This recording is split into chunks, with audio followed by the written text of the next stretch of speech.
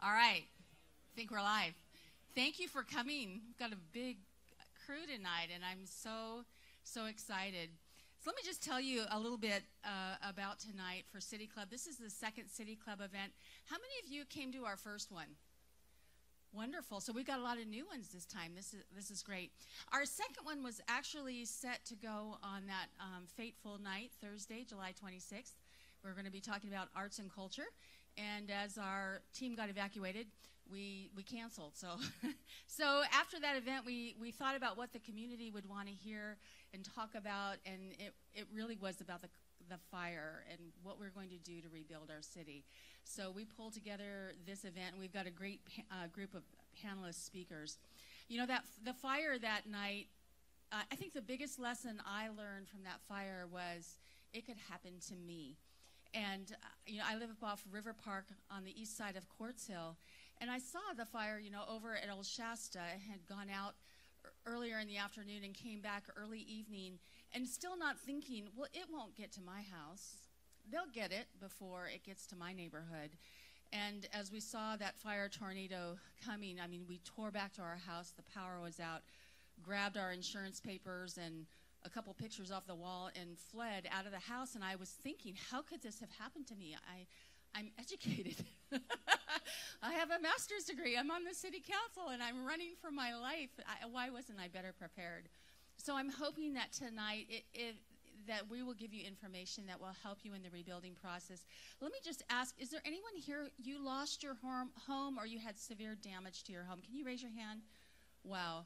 Oh, our hearts go out to you tonight, and so we're with you, and hopefully we'll get you some information that'll be really helpful.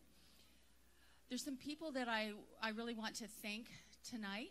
I want to thank the owners of Final Draft, Adam and Bart. I don't know if they're Adam, Bart, are you guys around? Let's just give them a round of applause.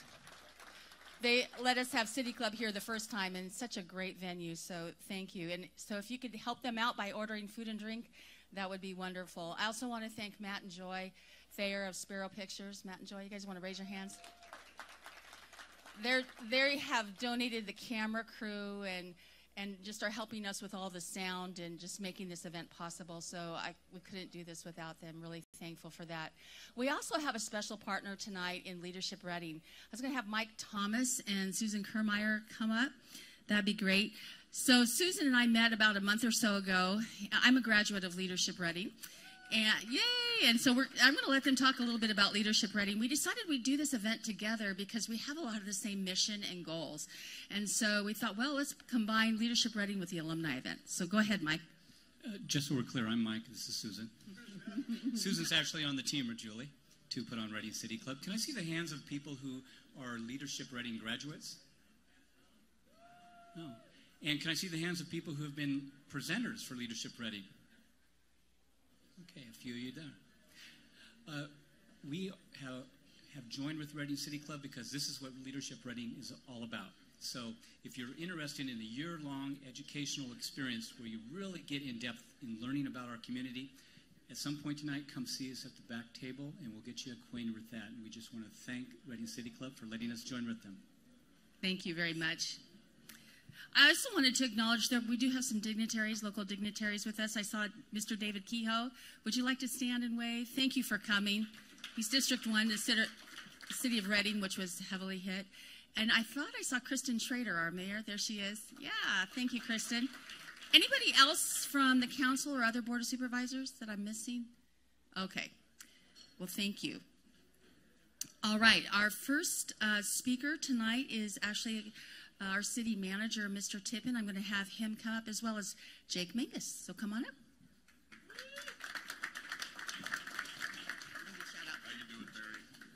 While they get situated, we wanted just to give a shout out to the local law enforcement. So if you are part of the RPD, Sheriff, Anderson PD, CHP, or any others, can you give a wave? And we just wanted to say thank you for serving our community. We super appreciate you. So can everybody give them a round of applause? Well, the main interview here is Mr. Tippin, but I asked Jake to come and join us because business is it's our lifeblood for a community. And I wanted to know what happened in other cities like Santa Rosa or Ventura with fire, and what happened with their chamber. So I know Jake has done some research on that, and he said he'd speak and share with us a little bit about that. Absolutely. Thank you so much, Julie, for this invitation. Great opportunity and wonderful concept, this City Club. So I'm glad to be here.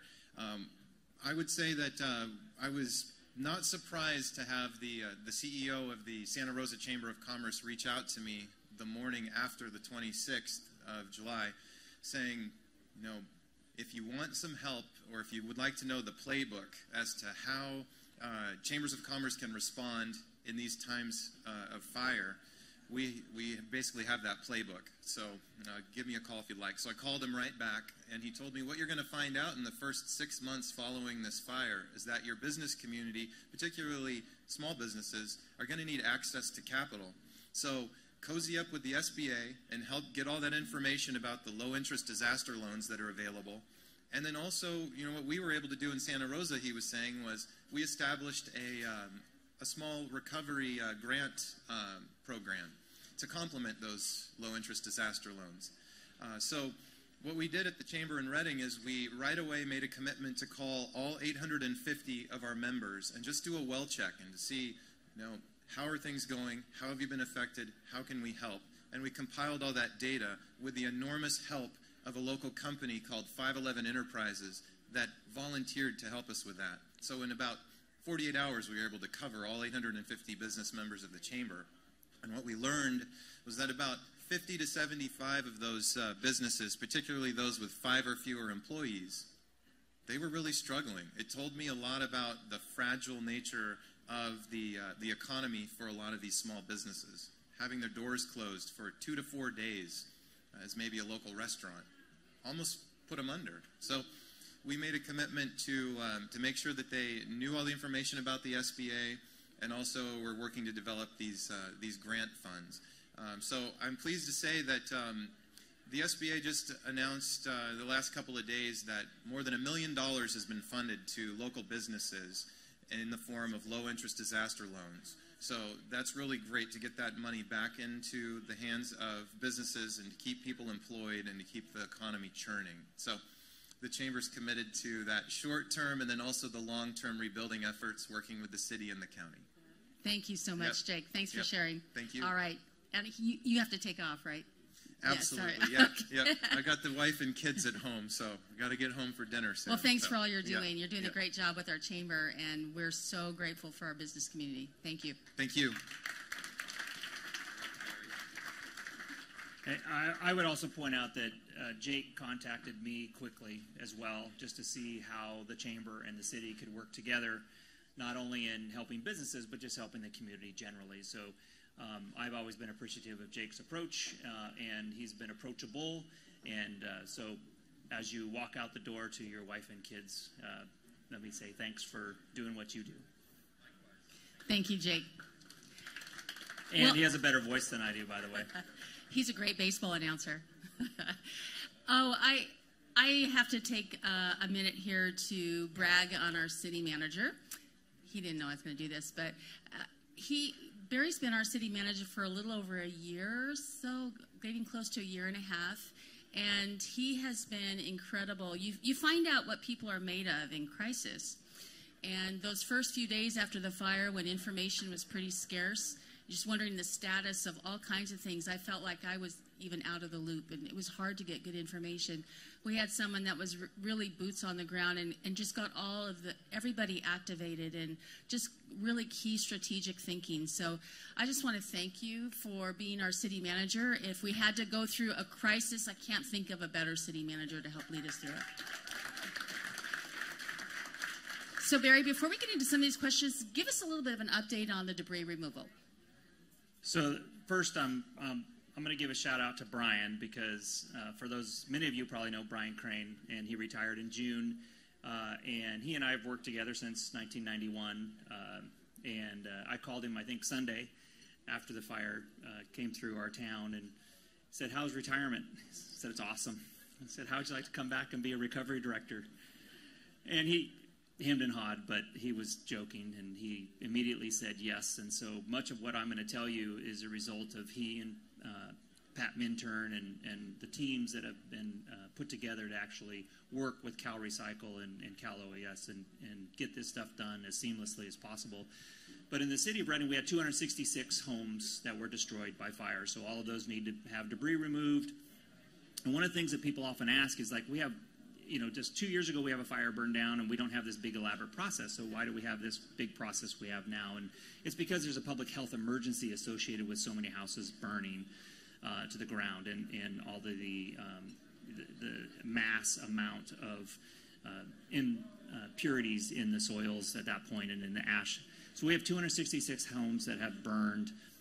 As of today, we basically have all 266 who either have opted into our process, opted out of our process, with one or two still working with staff to finish up maybe it's getting a signature for a trust or something like that. But that was phenomenal. About 2 weeks ago, we had about 30 left, and really it was direct contact with those individuals from staff to get them over the threshold. Maybe they had questions, maybe they were unsure, and so staff contacted them, and we've been able to get past that. It's kind of funny because if people are watching my videos on Facebook, which I've slowed down because I figured everybody was getting tired of it, I had Ryan Denham, who I hadn't seen for about 3-4 weeks, come up to me last week, and he said, "Opt in, opt out, opt in, opt out. I get it." So I figured the message must have been delivered. So we've got 66 lots that have been cleared as of today, and I think 8 or so, Brian, have got soils that have been cleared. The rest are waiting for soil samples to be cleared, and so we're well on our way. I think, within the county whole, we've got over 280, I think, that have been cleared. And so I think when you anticipate completion, they're targeting by the end of November. Okay. And so they have 40 crews that are working, and so they've got a significant amount of crews on the ground getting debris removed so that we can try to hit that deadline and that goal of late November. Gotcha.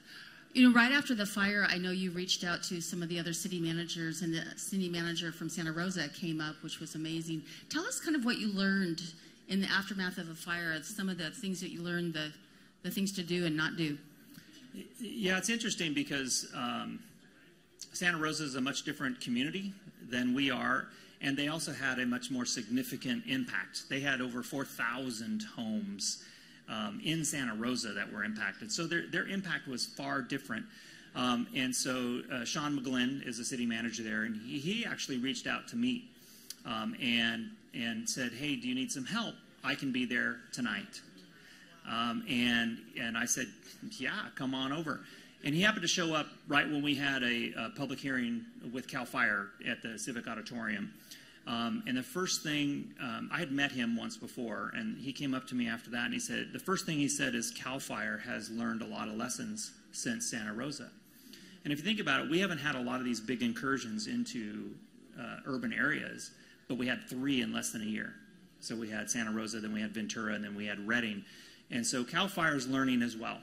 So not only how to communicate, but how to respond. And so what he came over, and Sean and I and my wife, I feel sorry for her to have to be drugged through all this, but we went out to dinner at C.R. Gibbs, and we sat for probably about 3 hours and just talked about all the pitfalls, most of which weren't immediate stuff, because the first responders know what to do at that moment.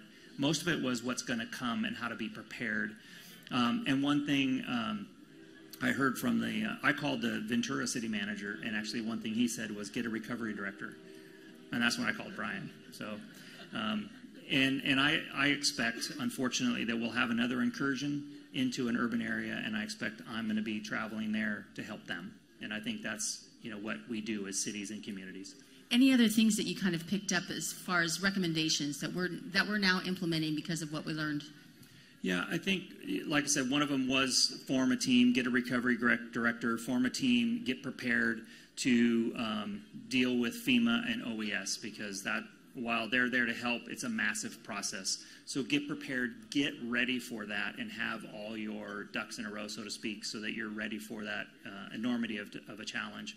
The other thing that they talked about was the rebuild process and what to expect and what not to expect. And they said early on that there's going to be a lot of discussion about rebuild standards, And so get ahead of that. Make sure you're out in front of that with communication, because before you know it, people will be talking about that. And that obviously was the case. And so one of the biggest lessons we learned was sharing that information and communication and telling people up front, even if you didn't have all the exact answers, let them know where you're headed and let them know what that final decision might be. And so, the biggest thing I got from Sean was, something I probably already knew, and that was begin moving in a direction. Don't be paralyzed. Move forward. Take those baby steps. Let that momentum build, and you will figure this out. And that certainly has been the case. Gotcha. So based on that, what are we doing different for the permitting process for people who've lost their homes in the fire?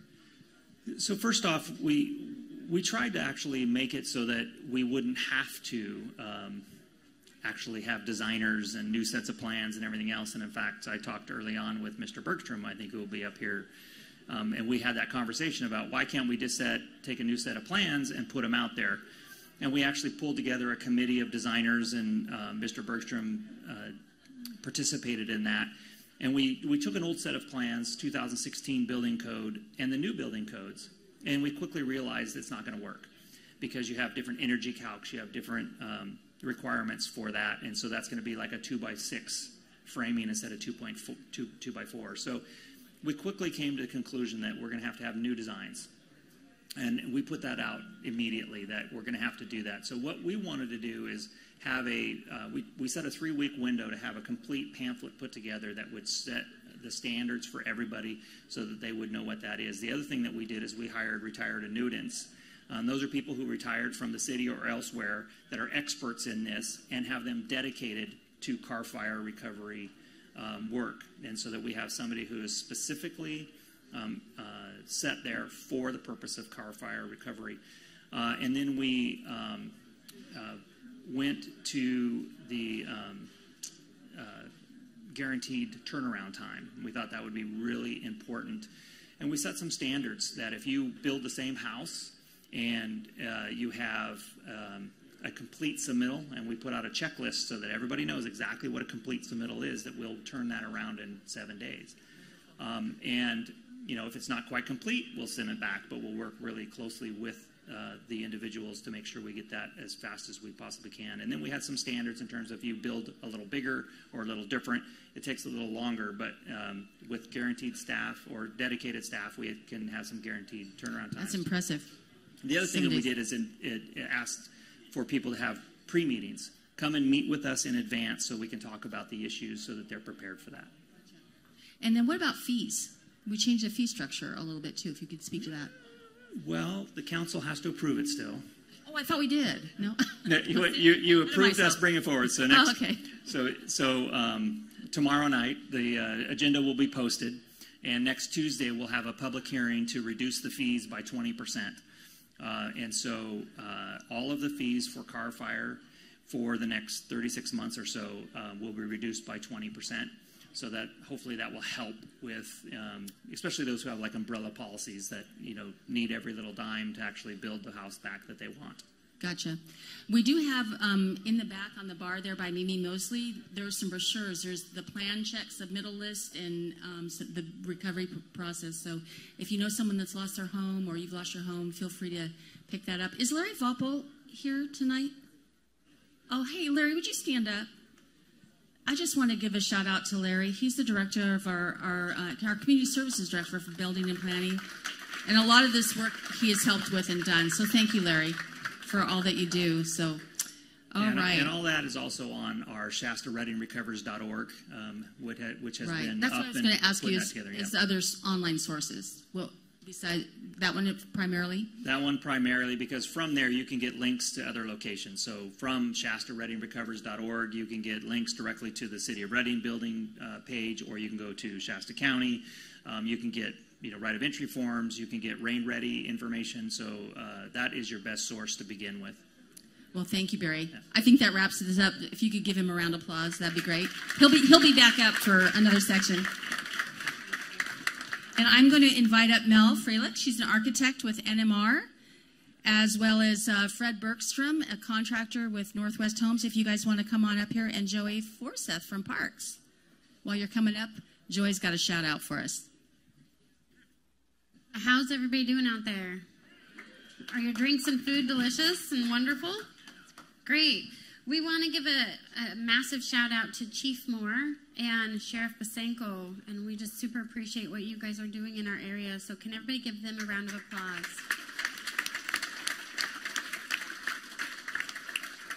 Also, if you guys are here tonight, we are live streaming. So these guys that are on camera are at Reading City Club at facebook.com. So if you can go on there, hashtag Reading City Club. People that aren't here tonight need to know about what's going on here. And then any of the resources that we're talking about are going to be posted in links on there. So you don't have to remember them, you'll write them down. We're going to be posting those for you guys to look at later. We're going to have a question and answer time at the end, and if we don't get to your question, then we're going to do our best to answer that either on Facebook or in an email if we can get your email addresses. So make sure you guys sign up back there at Leadership Reading or on the little cards that are on your table. You have a little 3x5 card to fill out. So, yeah, welcome these guys, and Julie's going to take it from here. That's great. I did forget. The 3x5 cards are for your questions. If you want to write out your questions, in the back is my good friend Jessie. Jessie, you want to wave? She's going to pick those up throughout the night. You can give your cards to her, and then we'll collect those, and we'll do those questions at the end. So we want to make sure we have plenty of time for the speakers. I also have a sign-up list back there for City Club. If you haven't signed up with your email, please do so. That email list is just for me. I don't share it with anybody, but that allows me to send out an email to let you know about the next event. You can also like our page, Reading City Club Facebook page. That'd be really helpful. That way, we don't post a lot, but we do post for upcoming events so you can know when the next event will be. So thank you for that. I want to do, before we go any little bit further, I want to do a shout out to all of our electrical and gas workers, REU, PG&E, and I know that we have some of our REU staff here, Dan Beans and Ted Miller. And yeah, and Ted, can you come up? I want to have Ted share a story. We have some amazing employees, and I get privy to a lot of this information, and I have to let you hear some of the amazing stories of our staff. All right, thank you. Well, it's been like 2.5 months since the Carr fire came through our city, and in a moment, all of our redundancy was lost. We have about 6 ways of delivering energy to our city, and 5 of those were lost in an instant. So our gas generation plant that we have out on Clear Creek Road, we can develop about 185 megawatts of power. And at the time, we were using about 150, but we had to shed load because we were down to one line feeding the city. And we did have a connection south on Airport, but they have to use that as a contingency because if it gets lost, we have to be able to pick up that load instantly. I know that's a little technical, but now what I witnessed after that was everything went right. It was a scenario where if anything else went wrong, we would have blacked out the city. But we were able to keep the city on with only like a 10% rolling blackout. So if you suffered a power outage, it wasn't more than an hour and a half. That's intended so that we can keep the system stable. Now, after day one, while the poles were still burning, our crews were in the field assessing the damage and what was the extent of the damage wherever CAL FIRE would let us in. By day 2, we had some of our mutual aid crews. We have an alliance with 10 other communities that they come in and they will help us repair, just as we've done in the past, help them repair damage to their systems.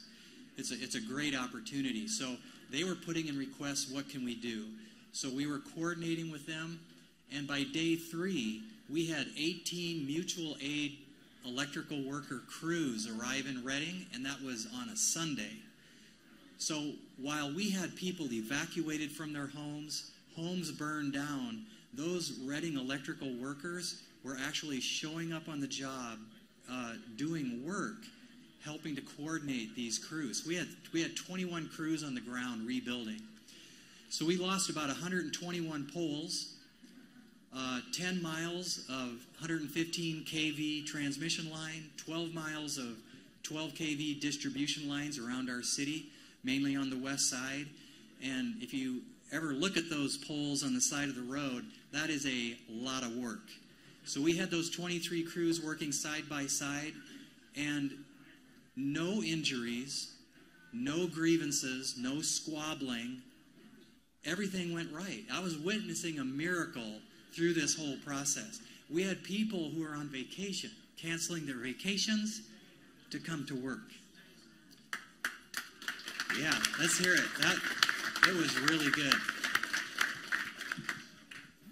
By the end of week 1, we had a substation that was completely, the fire burned all the way around it. Everything was burned down around it. We had that substation re-energized out there on 299 West. And we had 270 destroyed homes isolated from the system so we could begin re-energizing the good homes. Week 2, we had our generation and most all of our transmission lines loop fed, which means that if somebody hits a car into a pole, we can feed it another direction and get it back online within an hour or so. After week 4, we had all 10 miles of our distribution lines in service, and we were releasing most of the mutual aid crews. So in 1 month, we had most of our 115 lines all back in place. And at the end of week 6, all of our 12 kV redundancy was restored. All of our lines were back in service, and we were done. So again, I witnessed a miracle in how the restoration went for the electrical. And had anybody lose power that time? You did? You lost power? So we kept it to a minimum, but it is necessary for that purpose of maintaining stability. So we tried to keep the lights on for you. Thank you, Ted. And thank you, RAU, and please thank all of the staff for us. All right. Well, Fred, you're a contractor with Northwest Homes, so what have you experienced with this? Have you had quite a few people contact you to rebuild their home? Yes, quite a few indeed. Starting with my mom and dad. We'll take care of them first probably, but we've been quite busy. Yeah. How many homes do you typically build in a year? What would be sort of an average?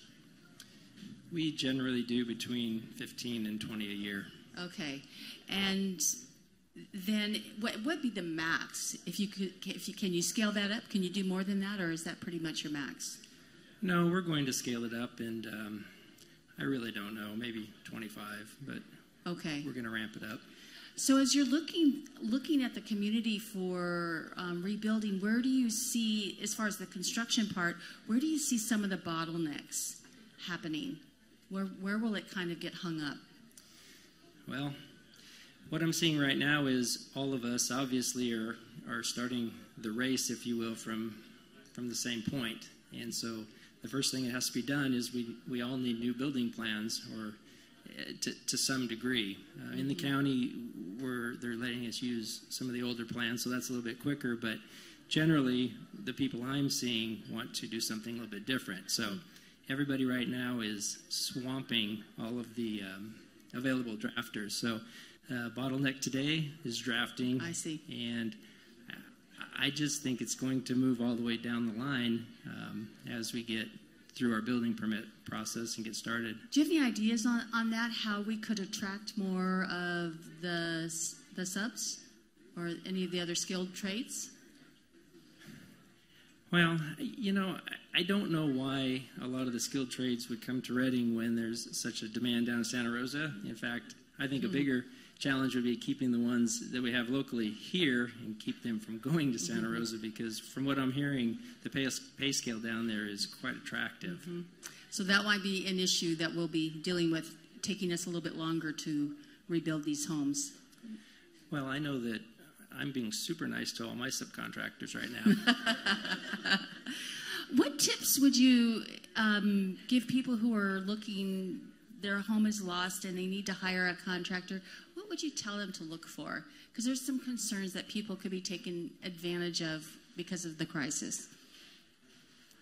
Well, we all hear about the stories of people come into town with no license or looking to take advantage of people. I'm sure that happens, but looking at it from a positive perspective, in our town, we're very fortunate to have a lot of very good builders. And the ones I've spoken with have a real attitude for helping get this town rebuilt. And more so than looking at it as a business opportunity, but looking at it as an opportunity to do what we can for the people who are hurting here. That's awesome. I've seen that on Facebook too, with some of the contractors. It's wonderful. But it's a super complicated question to answer. I'm going to keep it kind of simple, but when you're selecting a contractor, look at it as a positive experience. You know, the contractor is there to help you get what you want, and so work together with that contractor to obtain that. The biggest thing, in my opinion, is to know who you're working with, and the only way you get to know that person and that company is to spend some time with them and interview them and check references. Don't just talk with past and present clients. Talk to suppliers and subcontractors. This is not a very big town. It's really pretty simple if you do the homework to learn who you're dealing with. And so that's really important. You're going to spend the next year and a half with the contractor you select. So you really need to know who you are working with.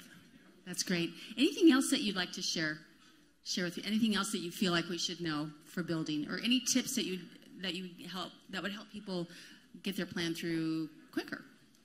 Well, I don't know about getting the plan through quicker. You have to work with your drafter and let them know what you want.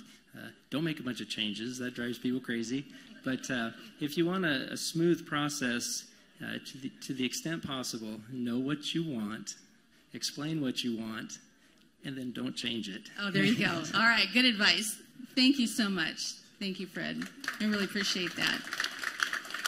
You can hand it to Mel. And Mel, I'm going to talk with you next. So Mel is an architect with NMR, Nichols, Melberg, and Rossetto, and so she so graciously agreed to come on the panel. Thank you, Mel. And I know that, Mel, you're part of a local group of architects that kind of meet to address some housing issues in the city, and also resilience. I heard that term. I'm wondering if you could speak to that term, resilience, as it relates to Reading. Yeah, well, you know, I'm going to use my notes because I feel more comfortable doing that. But yeah, resilient architecture is basically just architecture that better prepares our communities to withstand and recover from a disaster. So really just building to deal with disasters. And it's just to kind of go back a little bit, there's a lot of issues going on that are affecting our wildfires, and they're making them more severe, and they're making them more frequent. And one of those things is the population growth that's happening right now. I did some research, and so there was a report that said from the 20 years from 1990 to 2010, the nation's wildland-urban interface, which is basically where your home land meets the wildlife land, has increased 33% just in those 20 years. And if that trend continued, well, I didn't get current data, but our population numbers have continued to grow since 2010, which makes those the severity more severe. And so it's just something we have to think about as a community and prepare for. So that would be more on perhaps the land use issue would be one where you're building, but what about in other areas, like in actual design or material choices? Any recommendations there? So there are lots of different materials that can be used. I don't know if you're going to touch on this question, but some of the homes burned and some of the homes didn't burn in the fire. And so part of it is just the behavior of the fire, how it occurred. And the other part has been some of the homes that were able to withstand the fire because of their non-combustible and fire-resistant materials on the exterior of the home. And so stucco, face brick, tile, adobe, concrete, CMU, and metal sidings are all exterior building materials that can be used to help resist fire. Also, the use of Class A roofs offer the highest fire resistance, and they include concrete or clay roof tiles, comp shingles and metals. So lots of different. What's that? Still closer. Okay. I feel like I'm screaming into the mic right now. So all of these materials are really readily available in our area, and Fred can speak to that too. These are not unique building materials that we have to outsource or bring in from another area. They're already here. It's just a matter of implementing them in the correct manner.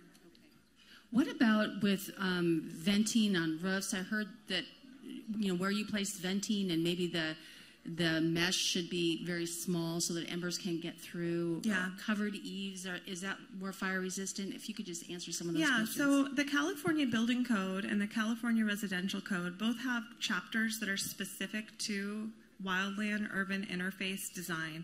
And basically what that is materials and construction methods for wildfire. And they regulate the hole sizes on a vent, and they regulate the type of roof you can use and the placement of vents. Okay, thank you. And I was kind of doing a little bit of research online on this as well. There's a great site, it's a UC Co-op site, did a presentation, and we're going to actually put it on as a link on their Facebook page after the event, and they've got some great photos. But they were showing how fires spread from house to house by your fence. Your fence was kind of like a virus.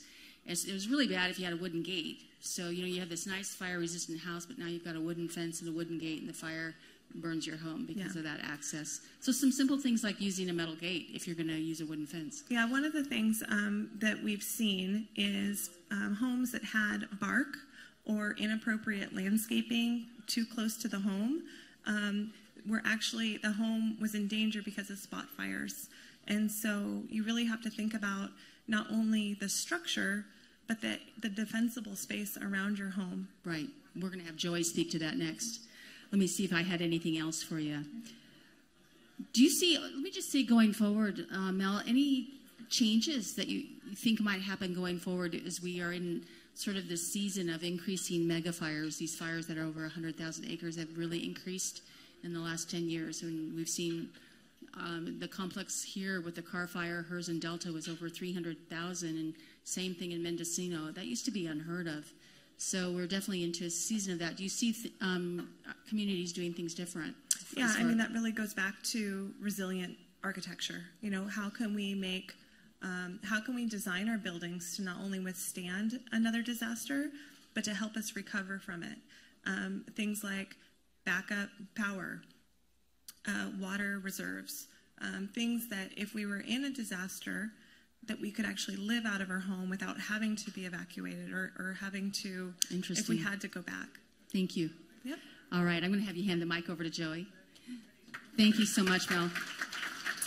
So Joy Forseth has so graciously agreed to be on the panel, and Joey works in our Parks Department. I thought I saw Kim Niemer. Kim, are you here? This is Director of Parks, and they're doing a great job with a lot of the restoration, as you can imagine, for our parks and trails were heavily affected. So I asked Kim, who have you got on staff that'd be great to speak on landscape? And so she recommended Joey. So Joey, as you look at kind of the homes that burned and didn't, what can you say about landscape? As protecting a home or actually endangering a home? First off, Julie, thank you for having me tonight. One of the things I first realized was, as was previously mentioned, the bark around residents is highly flammable, very conducive to spot fires, embers, and I saw that many times where homes had bark right there up to the foundation or even piled up high enough to where it was on the siding of the home. Mm-hmm. That was a point where the siding started smoldering. Before you know it, the home itself is on fire, and when resources are extremely limited, it's an easy way for a home to go up in flames and not be caught. Also, what I noticed was spacing in shrubs, inadequate spacing, and people planting large hedgerows next to their homes. As the bark caught fire, the shrubs caught fire, and that moved onto the home. Reducing ladder fuels is very important. People with trees where the shrubs grow into the trees all of a sudden catch the eaves or the roofs on fire was another issue I saw. And overall maintenance, generally a yard that was unmaintained, maybe an abandoned home where there was no irrigation and the lawn is dry or the plants are dying, trees with dead branches, all were more prone to fire. Gotcha. Can you speak to defensible space? Do you know that? Do you know that principle? Yeah. Okay. Yes, Okay. I'm familiar with defensible Okay. space. So, defensible space, I would look at it in two different ways because there's defensible space for residential property, and then there's the wildland-urban interface where we're talking about more wildland, and I'll cover that first. So, in the wildland area, you're going to want to remove annual weeds every year. That's very important. The light, flashy fuels, that's what causes the fire to move very rapidly. Also, you're going to want to space out the shrubs and reduce fuel loading. Anything dead needs to come out. Trees should be lifted to 6 feet. Overall, you never want to exceed lifting a tree more than a third of its overall live canopy. It's not healthy for the tree. Also with that, anything dead is important. And when you get into more of the residential side, you want to take proper care of your plants, space them out, same principles. You want to take and make sure not to plant any trees too close to your actual residents themselves. And then also don't use plants in your landscaping that are high in resin or a lot of coniferous or conifer trees are that way, like junipers, cypress, a lot of Italian cypress burned. Those are like Roman candles. When they go up, because most people don't lift their Italian cypress trees, they go all the way down to the ground, and it's easy to catch fire. Pines, firs, spruce are other ones. When more so, you'd want to stay towards, a hardwood species or a broadleaf tree. Make a lot better choices. I heard that palm trees and rosemary also were pretty flammable. Correct. Those are both flammable. All right. Anything else that you would recommend? Any resources? Where can people go to find out more information?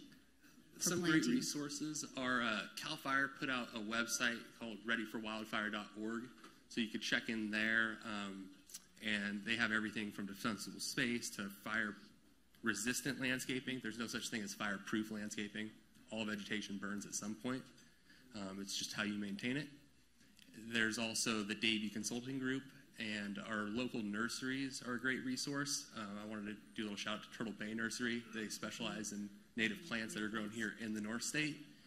They're amazing. And then also the UC Cooperative Extensions do lots of research on fire activity and fire-resistant landscaping. Thank you, Joey. We're going to be posting those also on the page. So I want to thank our speakers. I'll let you guys go ahead and step down. And before I introduce the next speakers, I missed somebody previously. Tony Van Bokel, are you here? There he is. Oh, behind. So Tony is head of, I'm going to tell on him. He's head of our IT department and also GIS support. And you don't think of those two groups as being, they're not really in the eye of the public. I mean, who thinks about IT except for that, we couldn't operate without them. But or being, a particularly sexy department. But my goodness, what they did during the fire was amazing. So I wanted to share a couple quick little stories. Levi Story was in the IT department, and he took the initiative to activate a tool called an AVL, an automatic vehicle locator tool in the new records management system. So the police department has this, and the first responders have this new software program, and it's in beta mode right now. It's in test mode. But Levi knew that this tool was available, so he turned it on and let the police department know about it. So they were able to automatically, they could see where all the vehicles were. Well, this is really critical because you could let people know, hey, fire's coming down on you, you need to move, or you need to go over to this community to get those people evacuated. So it was estimated that just him doing that alone really saved lives. So thank you, Levi. And then I wanted to do a shout out to Devin Hedemark. And Devin, is Steve Kincaid here too? There's Steve. Yeah, so Steve is with the GIS department. And so these guys, when the fire hit, Devin, actually, his home was lost in the fire, but they kind of set up on their kitchen table a command center and got a bunch of UAVs and cameras and went out and began filming and mapping the fire very, very intently, high-quality mapping. It was invaluable to CAL FIRE, to OAS, in strategies for fighting the fire. The quality was so good that the national news media picked them up, and it was used in, you probably saw the GIS mapping in all of the national media outlets. So thank you, guys. Thank you, IT and GIS. We love you. All right, next speakers.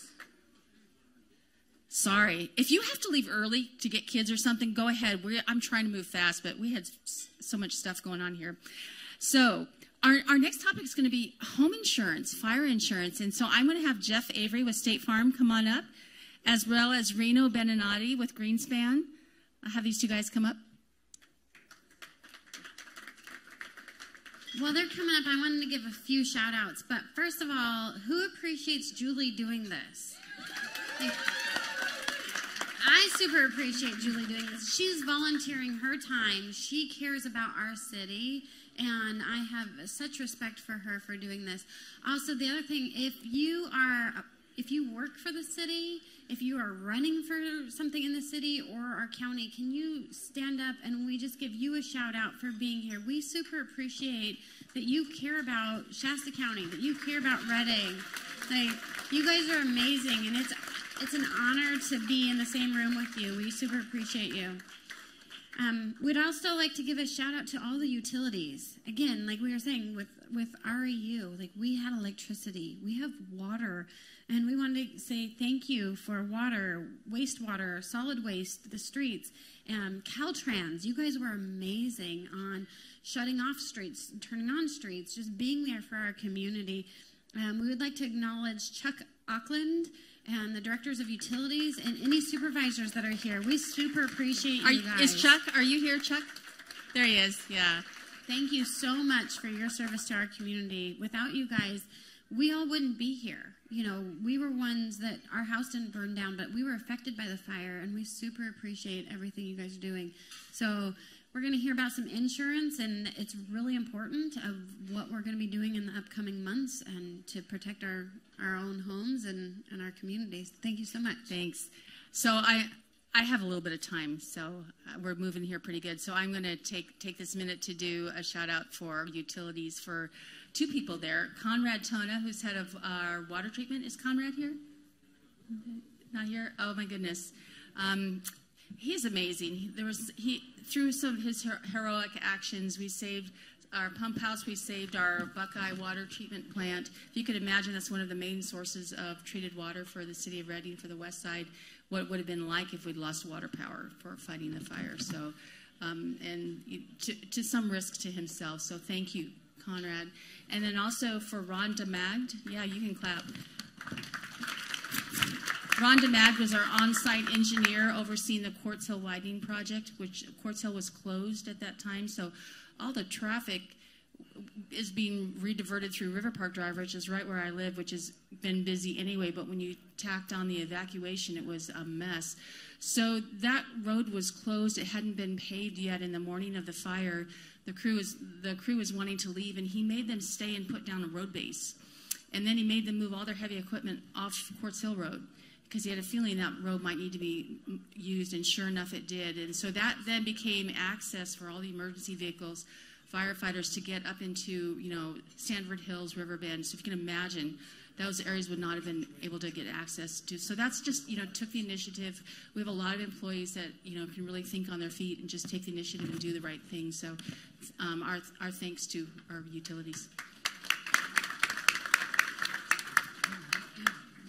I want to thank Jeff and Reno for being here. So Jeff, we're going to talk to you first. So just tell us a little bit about your experience. Let me just say, I've known Jeff for quite a few years through Rotary. He's with State Farm, and he called me soon after, it was the next day, the fire, and said, Julie, can you help me get a place to put our trailer? We want to get someplace central so we can get information to people. So I think we set you up on the lawn over by the Civic there initially, and then we ended up getting another location. But really just his passion for serving the people in our community. He just speaks it just speaks so highly to me of the kind of person he is. So I had to have him on the panel. So Jeff, tell us how long you've been in the insurance industry. And before I start that, I want to thank not only you, but Barry Tippin, because you made it easy for the whole industry to get ready to help our clients. I've been with State Farm 33 years. My first 15 years, I was in claims. Actually worked a few disaster sites, and moved up here 18 years ago in August to open up my own agency. And so how many of your clients lost their home? We had a total of 35 structural total losses. Of those, 28 of them were homeowners policies. 1 was a vacation home, and 6 were rental dwellings. So out of those 35, 34 families lost their home. Gotcha. And in your experience, did you find that most people had adequate insurance, or are you hearing reports of many people being underinsured? That's a great question. Just put that number of losses in perspective, and to get a little bit of perspective on your question, prior to the Carr fire in 17 years, my clients had 9 structural total losses. So in a 1-week period, we had 4 times what we had in 17 years. In those 9 structural total losses, there was plenty of money to rebuild. On these 35 losses, fortunately, the great majority have adequate insurance. There are a couple that are underinsured, and basically because of a lack of communicating changes to us or some conscious decisions made. But fortunately, most of them are going to have adequate insurance in order to rebuild. That's good news. Are you hearing that there are very many people in the community? Would you know about other? I'm hearing some empirical stories out there, and it's heart-rending. I mean, I told you I'd worked 4 other catastrophe losses when I was in claims, and unlike baseball, you do not want to play a home game on a catastrophe loss. A lot of the clients that lost homes, I've known them for those 17, 18 years, and I liken it to going to a family reunion and find out your favorite second cousin died, and that's what's happened with these folks.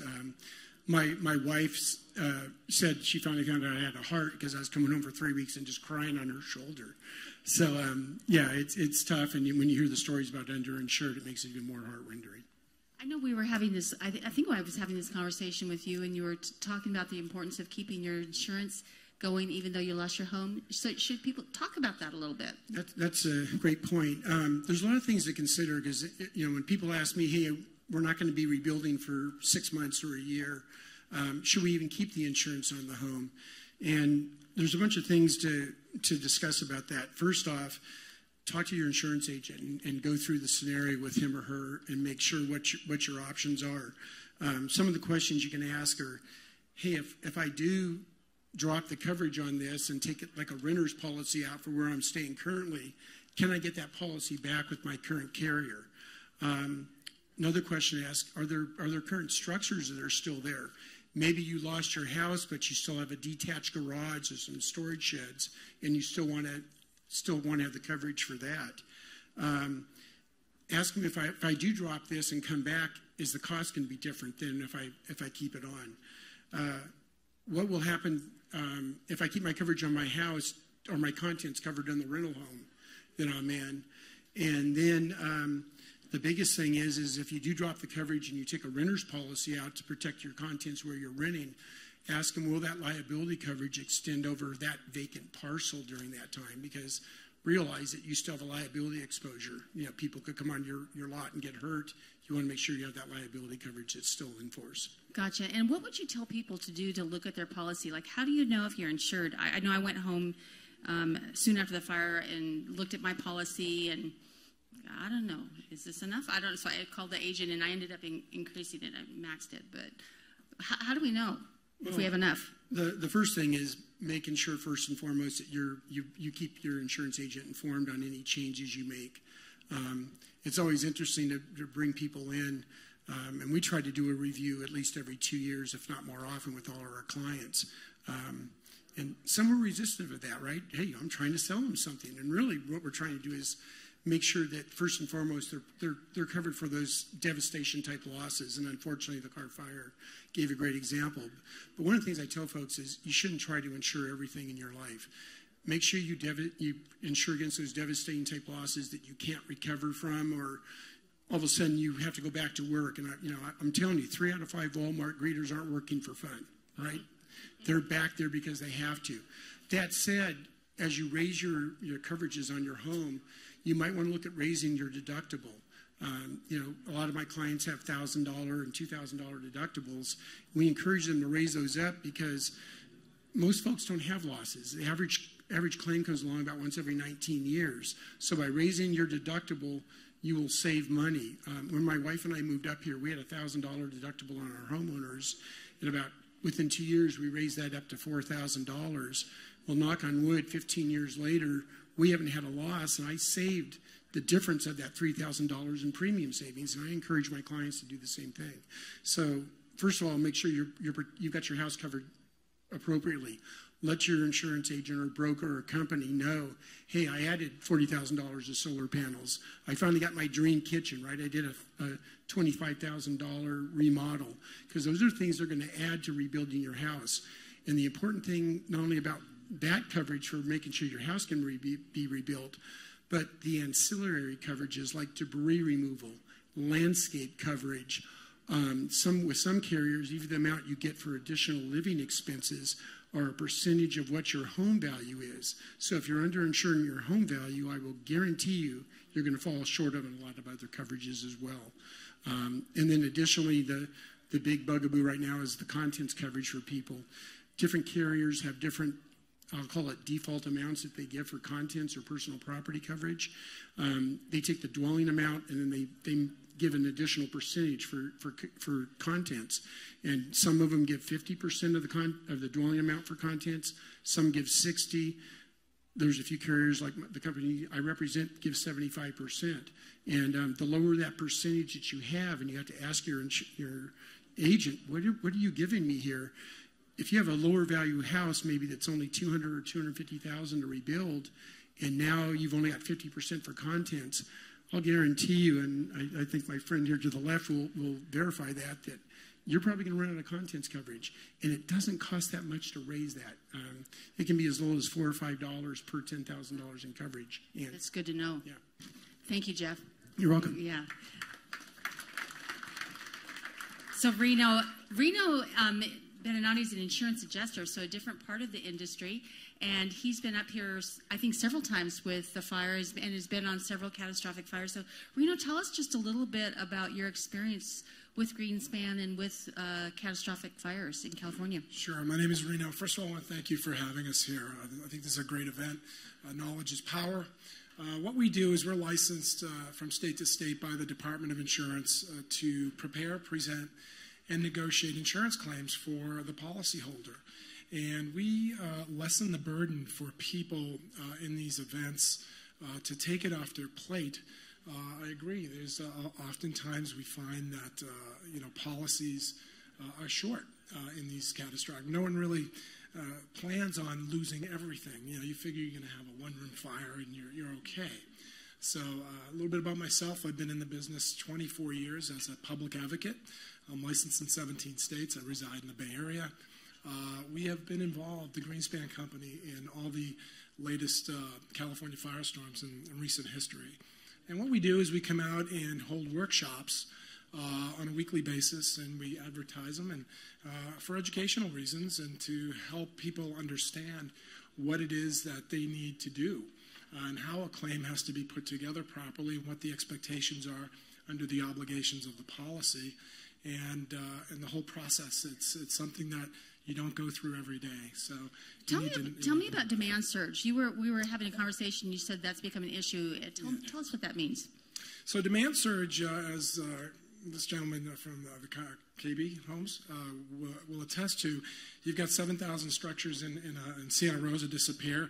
Suddenly there's a lack of contractors, and there's a surge in demand, and that comes with an increase in cost. And the policies, if you're not insured properly for your catastrophic loss, on top of that, you've got to figure out, is there a demand surge? And right now, just to give you an idea. That's what we're seeing in Santa Rosa, right? Yeah. I'm hearing reports like that. Yeah, and it's about 25 to 34%, because we track the metrics. And look, not all the carriers are going to agree to it. Some do, some don't, and it's a negotiation certainly, but it exists. And you gotta, when you're going to insure for catastrophic loss and you're in a fire zone, I think it's important to really calculate another at least 25% for a surge in a demand. That's good to know. And you also made a comment to me about replacement costs, the term of that what we think in our head is maybe a little bit different than the legal term of what that means. So if you could speak to that. Yeah, that's a great question. It's that silly little word that everybody really, it's so misunderstood. So replacement cost, a lot of people, when we talk to them, they say, hey, I got replacement costs. They're going to pay me the full thing. Well, it's subject to depreciation. The formula with replacement cost policies is a replacement cost less depreciation for wear and tear, age, condition, and obsolescence. That drives down the number to what's called the actual cash value. So, for example, just quickly putting numbers, let's say you're claiming an item for $1,000 and the depreciation is $200, 20% for wear and tear, et cetera. You're going to get a check for $800. Well, what happens to the other $200? You get that back once you replace the item. That's how it works. And it's a very misunderstood thing. So we're happy to always clarify that. Any recommendations you'd have for us for checking on our insurance coverage to know that we're covered? Yeah, talk to your agent. Again, the way I look at it, if I'm insuring my home, if I had a catastrophic loss, how much money do I need in my hand, including a demand surge if I'm in a fire zone, to rebuild what I had? Because they only owe you for what you had at the time of the loss. What would that be? And how much would I need in my hand to replace all my belongings? And that's your number, Gotcha. Yeah. And then I've heard some reports, and I mean this is certainly not verified, but that in Santa Rosa that some people are struggling to get reinsured, so they were covered, but now they're rebuilding their home and they can't find an insurance carrier to cover because some of the companies have pulled out. Is that, as you look at California, do you see that as an increasing trend, or any ideas on that? I believe that there's going to be changes. It's inevitable. We've got these firestorms that are happening more frequently, and it is taxing on the industry. So I think, and again, it's just a belief, I believe that the increase of deductibles, like an earthquake policy has, where you've got a higher deductible, I believe that there's going to be a lot of non-renewals. I believe that if you're in a fire zone, it will be harder to get insurance, and maybe you go with a Lloyd's of London or a carrier that's will insure high-risk areas, and it comes with a higher premium. So it's one of those decisions you make as a homeowner. It's an expense, but it's for the money that you pay for a policy. It comes back, if it's insured properly, tenfold and plus. So. Anything else you'd want to say to us tonight, Reno? Any other? Yeah, look, just insure properly. That's all I can say, because I meet hundreds and thousands of people over the course of these firestorms, and I do see a trend of underinsurance, and it's sad because unless you have a way to recoup those underinsured losses, you're upside down, and it could be financial ruin for a lot of people. So please, for the small amount of money that it costs to get the right numbers, whether it's increasing the deductible, we made a great point. Do it because it's well worth it, the investment. So good. Thank you. Thank you both for coming Thanks tonight. For really appreciate it. All right.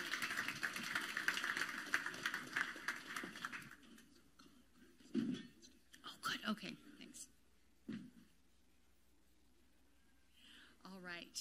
So our next speakers are Barry Tippett and Brian Crane. So I'll have you guys come back up. And I think our fire chief is in the house.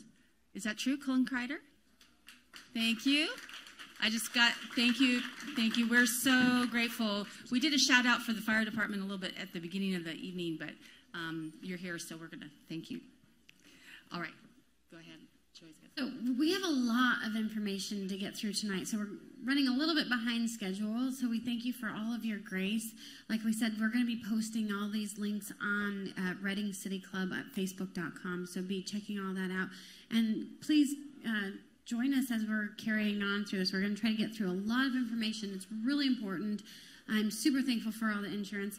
We want to give a couple shout outs to, if you have volunteered, whether it's Red Cross, shelters, local assistance, hosted a fundraiser, or etc., can you please just stand up so we can honor you? we have volunteered for different things. So we just super appreciate anybody that's helped sift through ash or whatever you've done to serve the community. We super appreciate you. Thank you. So, thank you so much. All right, so this next section, we're going to be talking, we're moving into prevention. How do we not have this happen to us again? Because certainly we're surrounded by forest fires. We know that long-term forest management has not been good. So we have a lot of material. We have ongoing drought and global warming. All those things are certainly affecting and increasing the fires in our communities. So, and we're surrounded, Reading is surrounded by flammable space on our north, south, east, west flank, and even through the middle of the city. So I'm just going to open this question up. I'll let either one of you answer or both.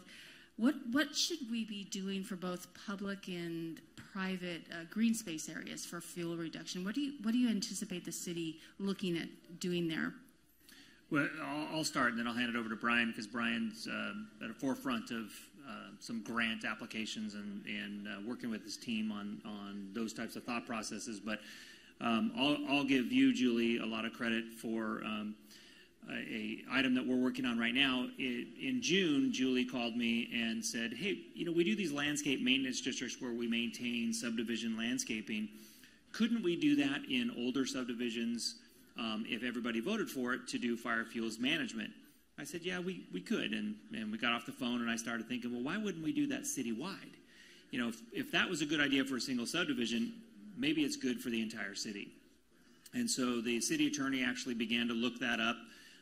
They did something similar in Oakland for different reasons, and we're moving in that direction to where we would have a benefit district that would cover the entire city, and it would be a property tax, and that you would pay more if you were out on the perimeter right next to the wildland urban interface, and you would pay less if you were in the middle.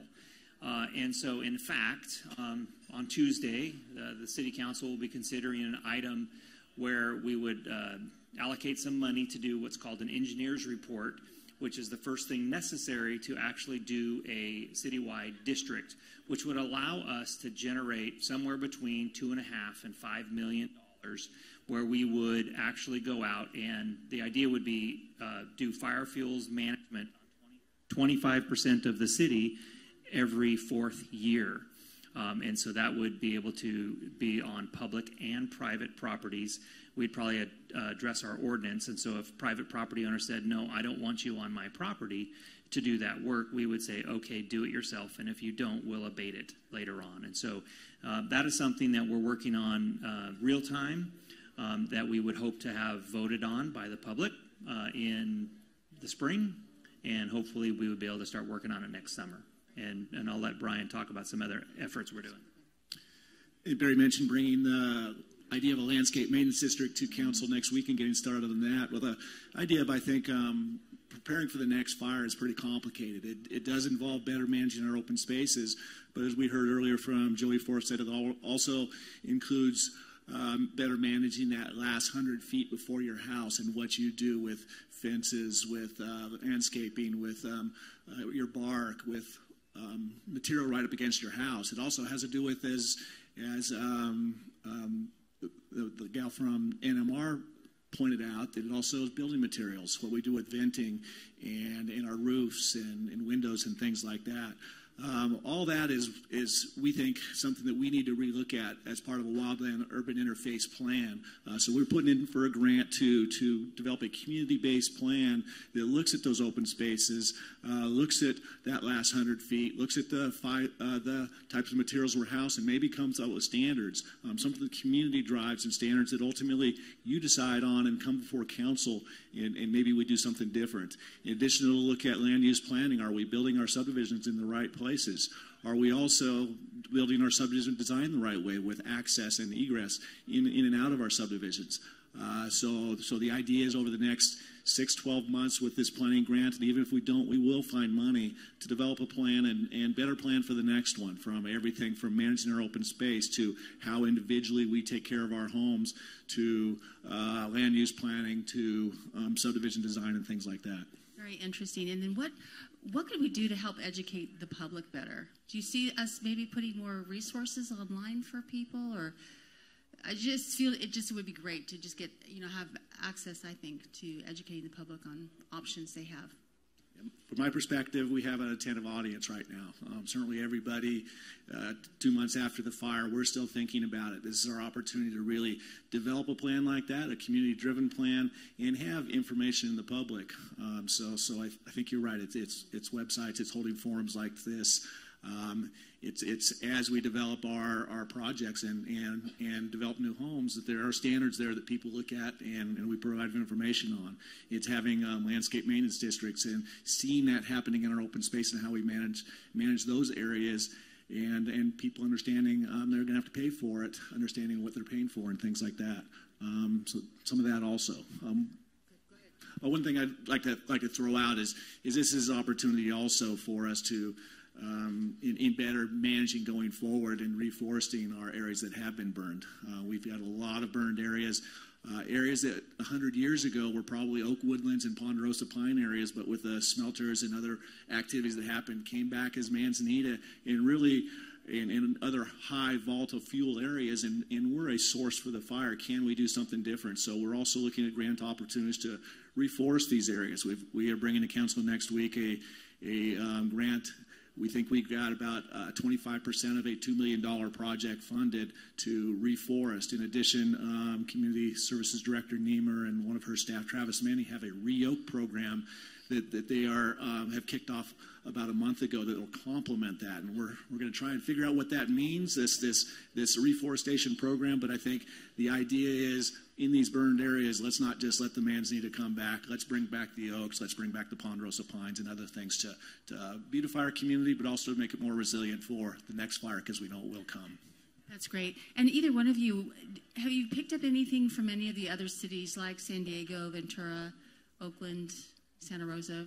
Did they make changes with ordinances or land use? From what I've learned, they're talking about it, but I think, quite frankly, we're well ahead. We're beyond dealing with what the recovery effort is, but I think we're actually ahead of some of these other communities in terms of taking those next steps and looking forward and seeing how we can do better in the future. So I actually think we're going to be the leaders in that area. That's encouraging. Anything else you want to tell us? Yeah, I actually, we've been talking about, some of these stories and everything else. And since Joey was up here, I want to point out that our parks crews have just done a fabulous job. And we were in a meeting with FEMA, and one of the FEMA guys said that our parks guys did such a tremendous job with hazard tree mitigation and removal, and how they did it. They'd like to bottle them up and take them around the country and have them be trainers for us. And they just did a fabulous job. That's wonderful.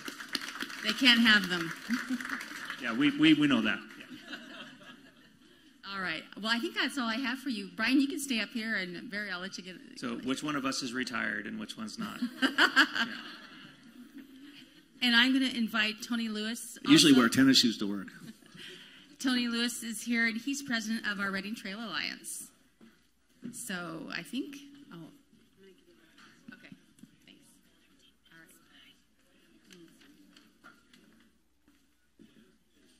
All right. Well, thank you. We're getting into the last section here, and so we're going to talk. The next is, and Brian kind of alluded to it already, is restoration of our trail system, our parks, and also Whiskeytown. So before we get into city parks and trails, can you speak a little bit to Whiskeytown? What do you know? Anything? What the status of Whiskeytown is? We haven't heard much there. Yeah, obviously, 100% of Whiskeytown burned to some degree. The higher the elevation, the more it burned. On the north side of the lake, the more intense it burned. So a lot of activity out there. The Whiskeytown National Park Service staff have been inundated with trying to open roads, restore water systems, restore sewer systems, get the lake actually open to access. And so next on their agenda is trails. We'll say that some of the information has been hard to get good information out of them because they're so busy. Tony's going to talk about it a little bit in a second here, but Reading Trail Alliance is actually going to do some work for them in getting trails open, we think. But they've got about 75 miles of trails out there. And how many use Whiskeytown trails? a ton. I think I read a stat here in one of the reports that was put out that there's 930,000 users a year that use that. About 10% of those are bikers, and about most of the rest are either hikers or runners on the trails or horses out there. Just a ton of activity from a biker standpoint, and I'm a very big biker and also hiker. It's amazing. You can go, we always talk about it, you can be at home and 20 minutes later be in a wilderness wonder area that people would dream about. Just a great, tremendous resource. And those trails, they've got 75 miles of trails. And from what I understand, most of them are accessible and they will be accessible, but if you look at the way the fire burned, it burned really hot up high. If you look at the soils around Whiskeytown, most of it is DG and erosive materials, steep soils. They get much more rain than we get, almost twice the average annual rain we get. So there's a lot of big concerns that in the key drainages between Brandy Creek and Boulder Creek and Page Boulder, that they will have debris flows this year. So they're erring on the side of caution and not opening trails, because if they do, they've got people out there when rains hit and debris flows hit, and then they've got real problems. So they are holding off on that right now. My understanding is some of the trails, if you're familiar with the Shasta Mine area and Buck Hollow area, those weren't hit as bad, so they may open up those sooner than later. But the key ones that we all like, the Brandy Creek trails, whether you're hiking to the falls or biking down Chimney and Icebox, or you're hiking up to Kanaka Peak or places like those, we'll have to wait till at least next year before we get to those, but they will be here. And just because I forgot it last time, I don't want to forget it. Can you speak briefly about erosion? I was going to have you and Barry speak about that last time, but the concerns about erosion with the rains coming, just even within the city. Yeah, I would say a lot of people, we've mentioned the 3 big fires in the last year between what happened in Santa Rosa and what happened in Ventura and what happened up here. And Ventura is an example of a lot of rain hitting in a very erosive environment and having debris flows, and where it went from a catastrophic fire, it went to a catastrophic debris movement where people lost homes and lives and things like that. I don't think we're in that situation. There's been 2 different big reports done. One, a federal report, the burned area emergency report done by the federal government, the National Park Service, BLM, and Forest Service. Another one, the Watershed Emergency Response Team, a CAL FIRE sponsor team. Both of them look pretty heavily at our soils in this area and where you could expect debris flows to occur, and not around Reading. It was really around the park because of the soils, because of the high intensity rains, because of the steepness of slopes. If you look at the Reading area, it was low to maybe moderate expectation for debris flows, and that's where a whole different type of soil, whole different type of rain, and the slopes are a lot different. But that doesn't mean we're not going to have surface erosion. We're still going to have, as water hits the surface, coming off and getting to our streams and creeks and getting into our river and creating problems for us. We're going to have some debris flow, just branches and limbs that might plug up a culvert and might create problems. And we do have some problem areas. So we are doing some things about that, a whole variety of things. We want to keep the creeks clean and the river clean because we've got salmon in there. We've got people that use the water system. We have 2 big municipal water treatment plants that rely on getting clean water out of the Sacramento River. So we want to have the Sacramento River as clean as possible as we can. So some of the things, everything from the subdivisions where we're doing the debris removal process, when they finish, they will have erosion control across those burn lots, straw walls that keep clean water coming to the street. The water that goes to the culverts. We have staff out there now that have put debris check dams around each of the culverts to protect so that the water is filtered before it goes into the system. We have a big project that we're going to be implementing in mid-November that will, along the river trail, put hydro seeding on each side of it. At every cross culvert, we'll have debris control devices to keep debris clean and our culverts from plugging up. We're concerned about Carter Creek in the Lake Reading subdivision. We've cleaned out that culvert, cleaned up the stream. We're going to remove trees upstream. So we're going to do a lot of work in that area. The regional board has a $10 million project where they're looking at all the key watersheds from 44 Bridge all the way to Keswick Dam and cleaning up within those key watersheds, 450 feet up the slope. Anything less than 40%, they're going to hydroseed. And so that's a project that'll be implemented sometime around mid-November also, and largely funded, so a very big project. So we've got a lot of good things going on. For the homeowner that's concerned about that, you can go to our ShastaReadyRecovers.org website and look for the Rain Ready website. And we have a lot of good information on things that you can do. And we're going to make some materials available for you over, not this weekend, but next weekend and the following weekend on Saturday and Sunday. We're working with McConnell Foundation, and we'll have straw wattles and bales of hay available for you to come pick up at no cost to you, for a marginal cost or no cost for those that have trouble getting it to their home. We'll actually deliver it. So look to that website for more information. Again, it'll be the next couple weekends. We'll have an expert there to explain how you might put down a straw wattle or where you might place straw and things like that. So I think we're getting Rain Ready. This has been a real hard one for us because the funding sources and the people and all the different agencies, really hard getting everybody together. But the regional board's really stepping up. McConnell's been a good partner. The county, city working together. And good information from the two big reports are really helping us. Great, thank you. I'm sure that's reassuring to all of us. Can you give us just a little bit of an idea of the status of the trails as of now, as what percentage might be open? And I'll talk a little bit about that, and I'm going to let Tony talk about some of what they're doing to really keep them open, because they are keeping them open. And we have I've already talked about Whiskeytown a little bit, and there's nothing open in Whiskeytown today. Bureau of Land Management has been incredible as far as their ability to open up trails. They have a ton of trails around us. If you guys hike and bike along the river trail from Keswick all the way to the dam, that's theirs, and the paved section of that is open. On the other side of the river, the FB Trail, which is the unpaved section from the Stressed Ribbon Bridge up to Keswick Dam Road, all the way to, a couple miles further. That's called the FB Trail, and that unpaved, that's closed right now. But from that point open, up right there from Hornbeck, which is Quartz Hill Road, there's a trailhead there, all the way to the dam. The unpaved trail is wide open, and it's a beautiful trail. It's largely unburned. The Swayze area, which most of us use, and French Fry and Trail 58 around Old Shasta, those have all been burnt, but they're all open. And I'd say the French Fry area is burnt pretty severely. Swayze area less so. And if you're on the other side of the mountain off Muletown Road, that's actually decent shape. And Cloverdale is really nice. So we still have a ton of trails open. If you want to find out more information, someone mentioned Devin Hedmark here, and he's done our GIS coordinator has done some great work with mapping. Go to City of Reading, our website, and there's a button for maps, and you go from there to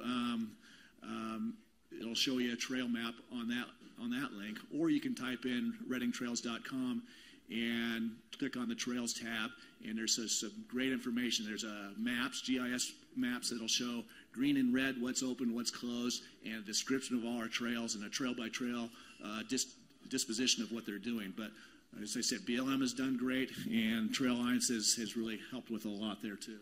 That's great. So, Tony, thanks, sir. No more questions for you. Are you done talking? Yeah. We're done. Well, Tony, tell us about Ready Trail Alliance and what you've been doing. Well, first, thank you very much for selecting Reading Trail Alliance to be part of this.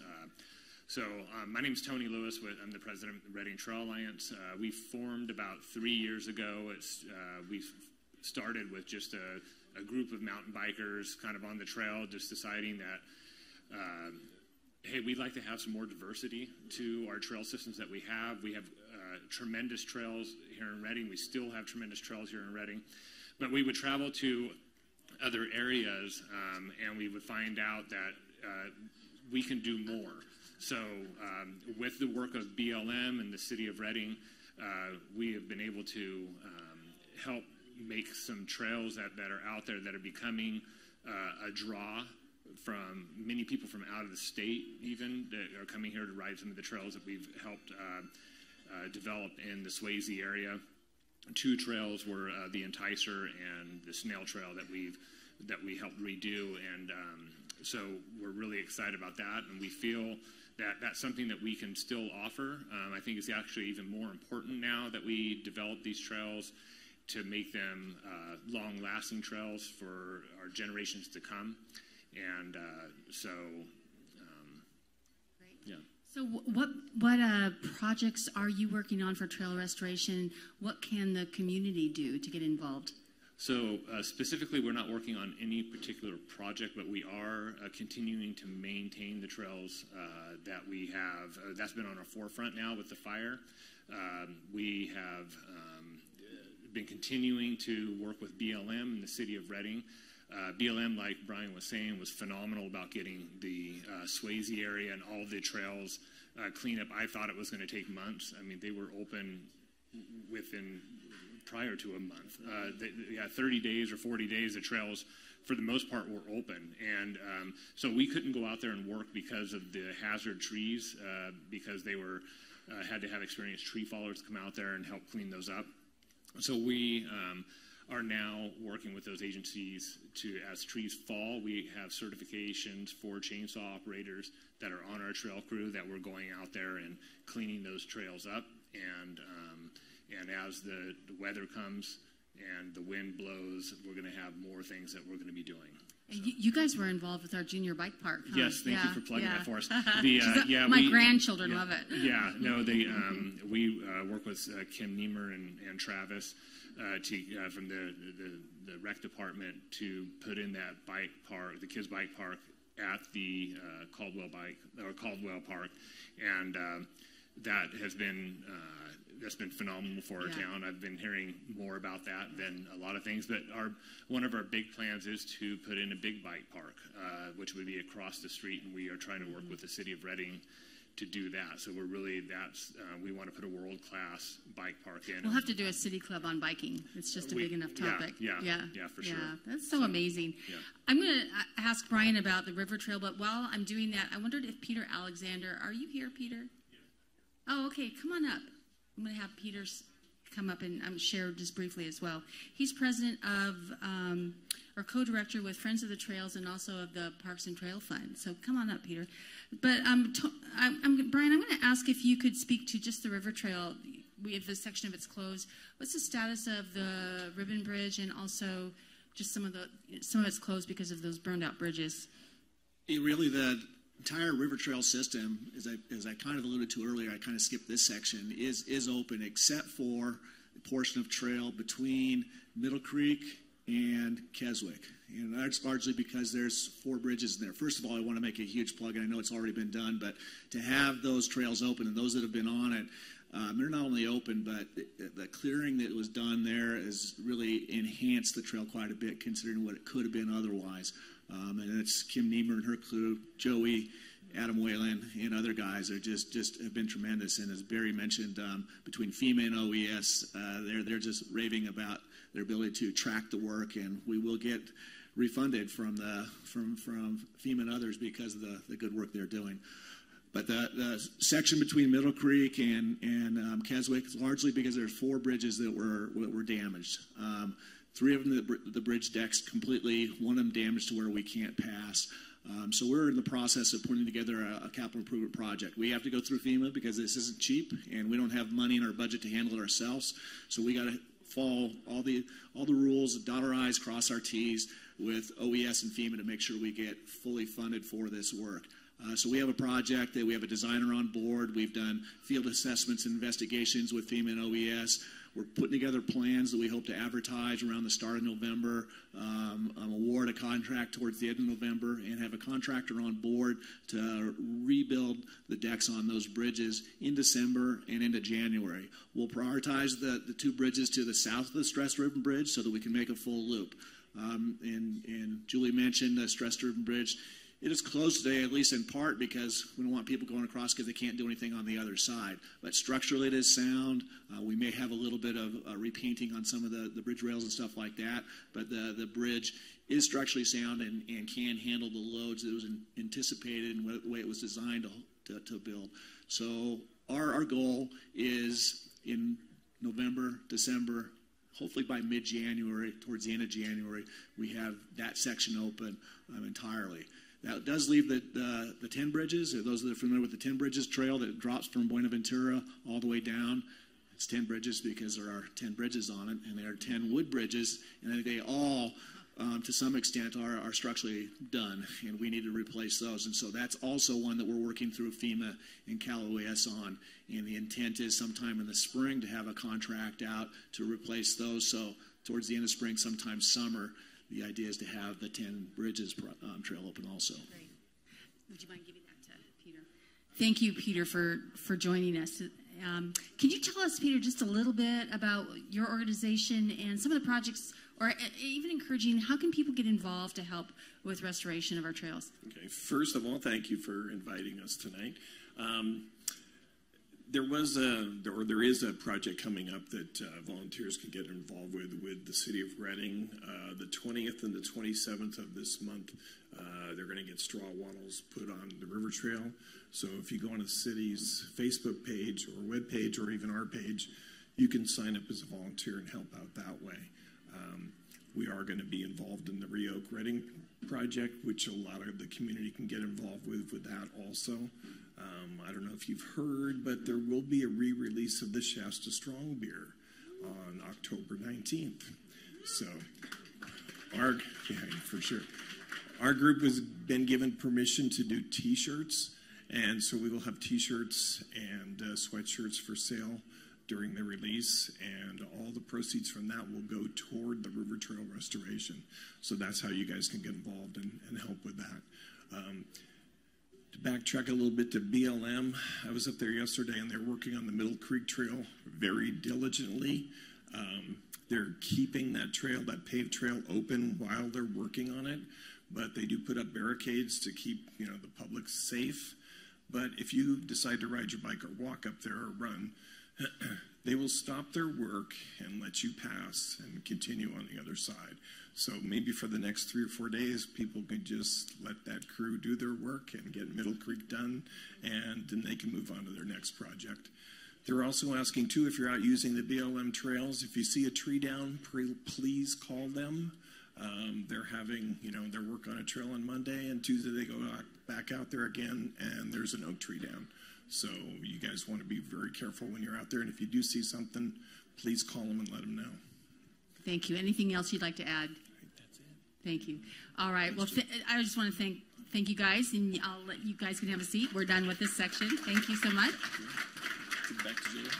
Well, this pretty much concludes this part, and so we're going to open it up to Q&A. If you'd like to stay for that, Jesse's going to be bringing the cards up, or Joy's got some questions, and I want to say before we just turn it over here as we conclude that we have an amazing community. You've seen that tonight, and though we've had a lot of devastation, I feel like we're going to be rebuilding something even greater than we had before. I think there certainly is the opportunity to do that, and we have a team of people and a community of people that are going to make that happen. So thank you for coming tonight.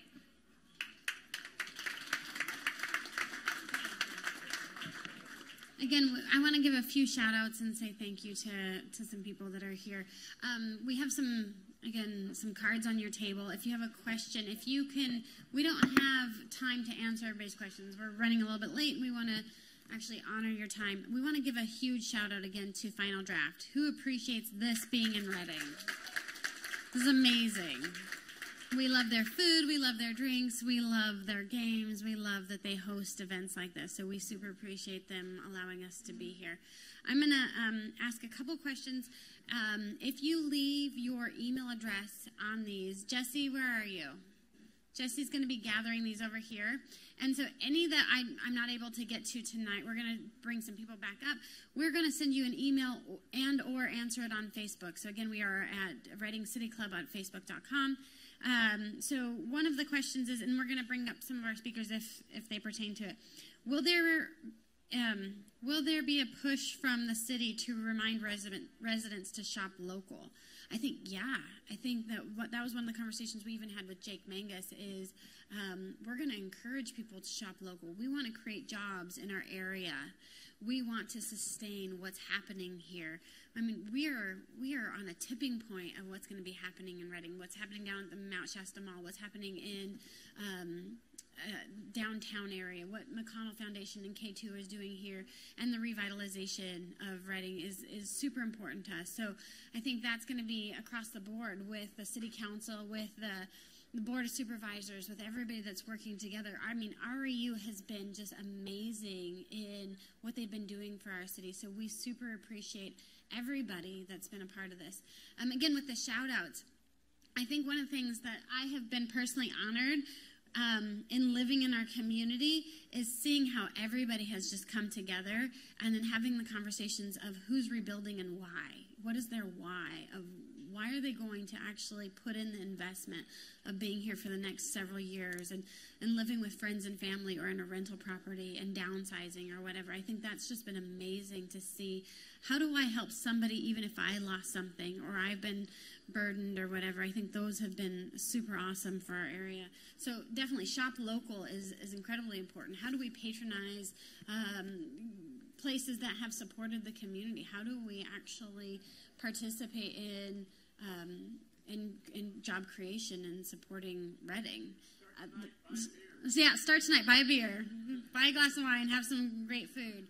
Are there any plans to make a memorial for the fire? If so, where and what kind of memorial will it be? Is there something that the city's going to do?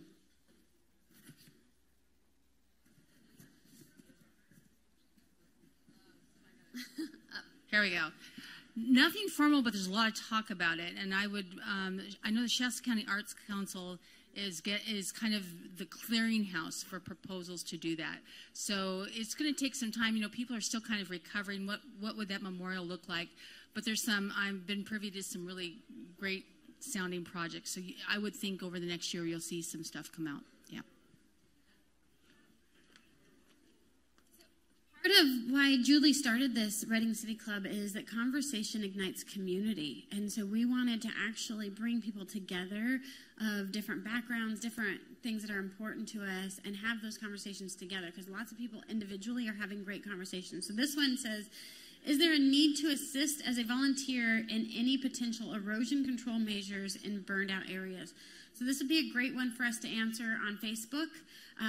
We'll post some links of what helps that we have, and we will direct you in the right direction. So again, Reading City Club at Facebook.com. Yeah. We'll make sure that if you want to participate in any kind of erosion control, replanting, like the parks and trails, we will put some information out there so you can be a part of that, because a lot of this we just can't, we don't have the time to get to everything tonight. But that is a great question. We have an answer to your question. Be looking for the response to that in the links below. Okay.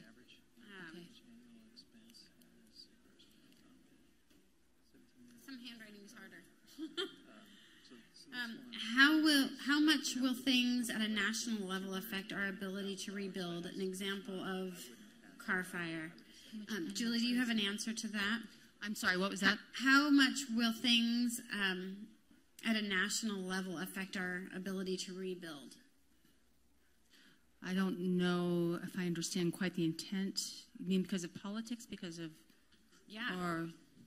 So I'm guessing, like, I'm assuming how much of things are not just local. Because of national economy? Right. I really don't know the answer to that. I don't know if anybody else does, but that would be a total guess.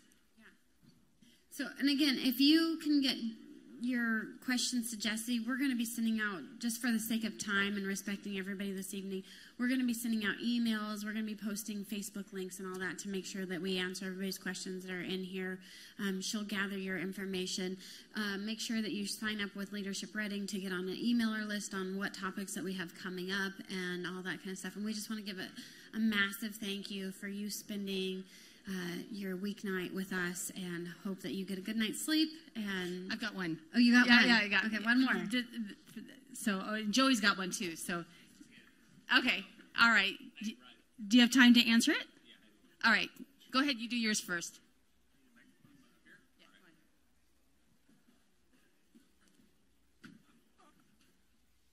I'll sit down.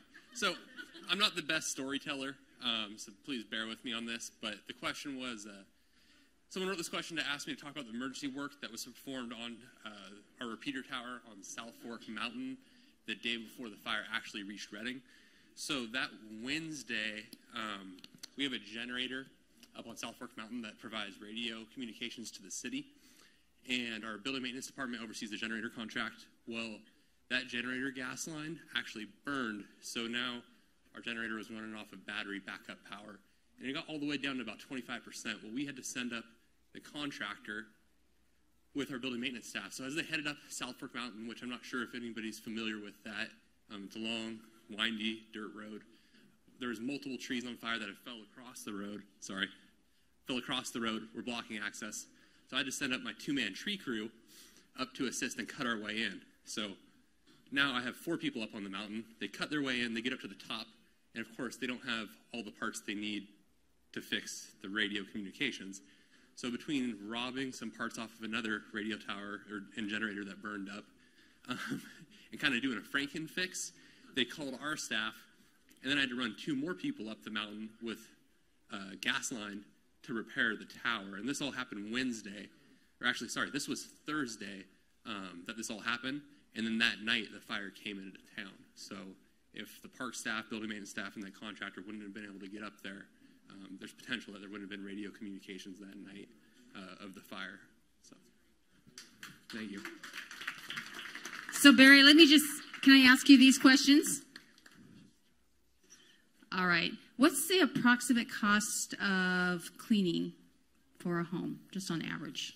For the debris clearance? So somewhere between $60,000 and $70,000 on average per home to clear all the debris away, haul it off, pay for the dump fees, and get the soils tested.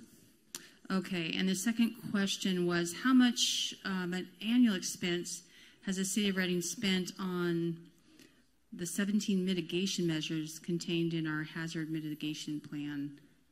So I'll probably restate that. So I think the question is, how much funding and effort does the city put into fire fuels management on public properties? And the answer is it varies.